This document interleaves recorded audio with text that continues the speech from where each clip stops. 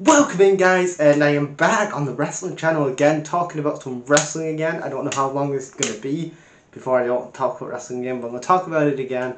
Let's talk about this past Wednesday's AEW Dynamite for July 5th, 2023. God, this Dynamite, my God, this Dynamite was Booker of the Year. Everybody in the elite media says, oh, Tony Khan is a Booker of the Year. Bullshit. Tony Khan is no Booker of the Year. Again, you look at AEW in the near 4 years existence of AEW. What has actually changed business-wise for AEW? Yeah, they're doing great. They're doing great revenue for pay-per-views, and especially for like Forbidden Door and stuff like that, and All In next month. You know, they've done a great stuff at the gate and stuff like that. But what are they doing domestically to help their product grow, help their product and help their ratings grow? Because you look at AEW in the past nearly 4 years, they haven't got past 1.4 million since October 2nd, 2019, nearly 4 years ago.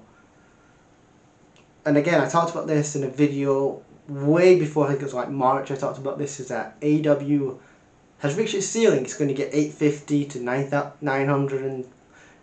850 to 850 to 950,000 views. Occasionally, every couple months they'll get 1 million viewers, 1,000,001, but they'll never get past 1.4 million. So what makes Tony Khan a great booker? Because he's only catering to the hardcore fan base, and even the hardcore fan base are not even going to the shows. You look at things online, WrestleTips from Twitter, there's countless of empty seats in the arena. And I know ticket prices are the way that they are, because again, they're like $51 for a ticket. And that's like one person and straight like that. But again, there's no compelling TV. You look at the characters that they have on Dynamite, Rampage, and now Collision. You look at the world champion, MJF. I love MJF. I'm a huge fan of MJF, but his shit is repetitive. It's like, he calls fans virgins. He's not a virgin. He's lost his virginity. It's all what we've heard before. You play video games. I don't play video games. I'm at the gym. Just generic stuff. There's no compelling storylines. CM Punk's not even on Dynamite anymore, because again, oh my god, the Young Bucks cannot be on the same show as CM Punk, because oh my god. And then at Forbidden Door, when Punk was on the same show as the Elite had to be away from Punk. It's really bullshit. Again, the wrestling media as well, they're the reason why, with Tony Khan and the EVPs, are making AEW, making fans divided about the company, because for a year the elite media was like, fuck CM Punk. CM Punk's a cancer in the locker room. He is a problem. He got Colt Cabana, all that shit with Colt Cabana, when it was bullshit. And for a whole year, Colt Cabana was like style for an entire year. Never addressed the CM Punk rumors. But yeah, you look at this Dynamite and it was painful to watch. Oh my god. Apart from, only thing that really saved this show, and I'm really trying to find something to save this show, is like the MJF Adam Cole thing. I love this pairing of them putting each other together, because we know All In, they're probably going to feud for the world title. But for now, I'm really liking this pairing. The segments and vignettes we're going to get. Look at the gym segment. Fucking love that. They had a good gym segment after the match. I'm going to talk about that in a minute. But they had a birthday celebration for Adam Cole. Love that as well. But anyway, let's talk about what happened. Darby Allin, Orange Cassidy defeated Swerve Strickland and Keith Lee. This whole blind eliminator tag match. Again, why? Blind eliminator tag match, but why? And we're still doing Keith Lee, Swerve Strickland. This is like 9 months later. Darby Allin and Keith Lee get the win. Darby Allin and Orange Cassidy get the win. Billy Gunn and the Acclaimed. And I want to talk about this. The Acclaimed, they have fallen off a cliff, and that's not to their own thing, because they're super over. Wherever they go, the Acclaimed are super over. It's just, again, Tony Khan's like, wrestling. We need to just think about wrestling. Those are about compelling storylines. Again, and it's what Eric Bischoff said on Ariel Helwani's podcast. Tony Khan doesn't have no idea about wrestling, TV wrestling, and production, and how to really feature his top stars. He claimed he was one of the overacts in AEW.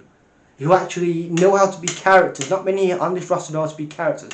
And you look at somebody like the guys like the Acclaimed, they actually can talk on the mic, they are decent wrestlers, but what is the big thing of what I like about the Acclaimed is that they actually are characters. You don't have to do flips and kicks and dives and do a bunch of shit to just get over. They're charismatic and they should be utilized way more than they are. They should be against FTR for those tag titles.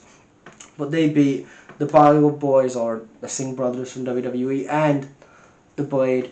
MJF and Adam Cole, I talked about that gym segment earlier.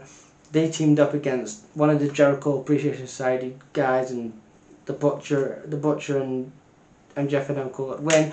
We had the birthday celebration for Adam Cole. Then we had the women's match. It was an Owen Hart's quarterfinal match.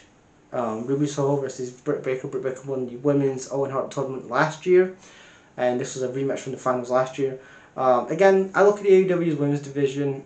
It's a total hot mess, like majority of the stuff is in AEW. But Jade Cargill's a fucking star. Why is she not being featured more? I just don't understand. Why is she not? I don't know if I heard that maybe she's injured. I have no idea about that. But again, whoever's booking this women's division, if it's still Kenny Omega or if it's Tony Khan, Booker of the Year, ladies and gentlemen, Booker of the Year, yeah. Cannot book your women's division, though, Tony. Yeah, Booker of the Year, though, Booker of the fucking Year. Ruby Soho got the win, and it was what it was. It was a whatever match. And then we had a Downcast Chris Jericho segment. Downcast wants Jericho to join. Downcast wants Jericho to join him. They go over their history. Jericho's like, maybe, do we need any more factions? Really? Like, you have a bloated roster and you're adding more factions. Doesn't make any sense. Then we get Jericho, then we get the main event, and it was Kenny Omega versus Wheeler Yuta. And what is the hype with Wheeler Yuta? What does this fan base see with Wheeler Yuta? I do not see what they see with him. This guy is bland. He's generic. He's like any other wrestler. 95, he's a good wrestler, but 95 of your roster are good wrestlers. What the hell does he have that is better than the Acclaimed or MJF? He's just Wheeler Yuta's just a wrestler, a generic. He has no charisma, no personality. He's bland. I don't care if he grows a beard or not. He's bland. Simple as. And this main event was a hot mess. Again, Kenny Omega, him and Wheeler Yuta just trying to get their shit in. Again, just go to one finish and then close shit out. Because you look at the end of Dynamite, you had the Dark Order, they're still a thing, the fucking Dark Order. The Elite came out, the ratings draw, which the Elite are, which again, Hangman Page and the Bucks are really drawing the ratings, and they came out with the Dark Order. BCC came out, that's still a thing. And it was all a hot mess just because John Moxley was to bleed at blood and guts in about next week. Yeah, next week it's going to be John Moxley's going to be bleeding again. Yeah, like I want to see that. John Moxley bleeding again. Absolutely not. And again, when you do all these gimmick matches, like you do blood and guts, you do the cage match, you do all these gimmick matches, again, the fan base is going to feel numb to it because it's like bleeding every week. John Moxley's going to be bleeding every week. Oh my god, I didn't see that. John Moxley bleeding every week. Oh my god. Again, there's no compelling storylines, and if Tony Khan, there's so many great, awesome minds behind the scenes, like Jake the Snake Roberts, Arn Anderson, Mark Henry, Big Show, and he never uses those guys to input on the show. He just wants to go with me, Booker of the Year. Let's cater to the hardcore fan base. It's about making money, and again, AEW has reached their ceiling, 850 to 9,000, over 9,000 viewers, and that's it. Collision, even with CM Punk, they can still not get the big ratings in.